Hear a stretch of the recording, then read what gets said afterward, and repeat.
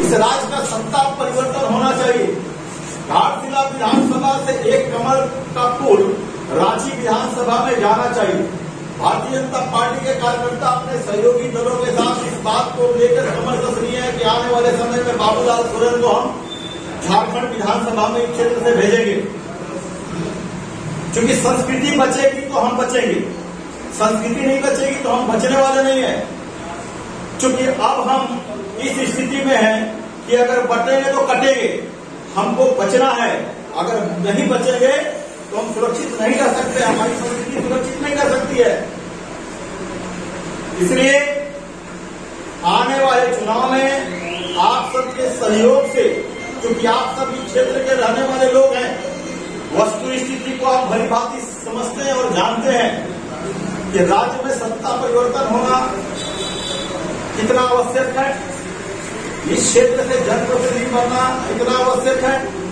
और इन्हीं सब विषयों को लेकर हम सब गठबंधन के लोग यहाँ बैठे हुए आप सबके बीच आए हैं। आपके माध्यम से हम जनता के बीच में संदेश देना चाहते हैं, आपसे सहयोग की अपेक्षा है।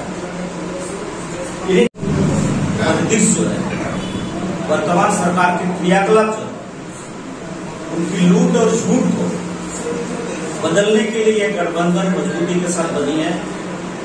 और ये गठबंधन सिर्फ घाटशिला में ही नहीं, पूरी एकाशी विधानसभा में आपको देखने को मिलेगा। हम लोग घाटशिला विधानसभा को इसलिए बहुत ज्यादा साथ में तवज्जो देकर काम कर रहे हैं। जैसे हमारे सहयोगी दल के नेतृत्व करता विनोद जी ने बताया, वर्तमान यहाँ का जो प्रतिनिधित्व करने वाले विधायक, वर्तमान में मंत्री जी, इनकी कार्यकाल को देखिएगा, उनकी जो फंड है यानी कि विधायक निधि, आज तक मैंने 5 साल तक सिर्फ शिलान्यास करते हुए देखा, आज तक उद्घाटन करते हुए नहीं देखा। एक उद्घाटन करते हुए देखा भुसावल में स्थित उसका प्रखंड कार्यालय है, यानी कि पार्टी का कार्यालय, वो अभी भी कंस्ट्रक्शन का काम चल रहा है, लेकिन वो उद्घाटन करने का एक दर्शाया गया है। आप बताइए, इसका मतलब विधायक सिर्फ अपने कार्यकर्ताओं के लिए बना है, सिर्फ क्षेत्र की जनता के लिए। मैं भुसावल से बिलोंग करता हूँ, उस क्षेत्र का प्रतिनिधित्व करता हूँ। मैं कई ऐसे आपको गिना के रख दूंगा कि आज भी ऐसे योजनाएं हैं जो शुरुआत की गई है और उसका लूट खसोट का पूरा मापदंड जो है आपको देखने को मिलेगा। एक भुसावली हॉस्पिटल चौक में एक छोटा सा पार्क बन रहा है, सुभाष पार्क बोल के, मुश्किल से 5 से 6 लाख रुपए का बजट है, यानी कि प्राक्कलन है, उसको 20 लाख रुपए प्राक्कलन बना के दे देंगे।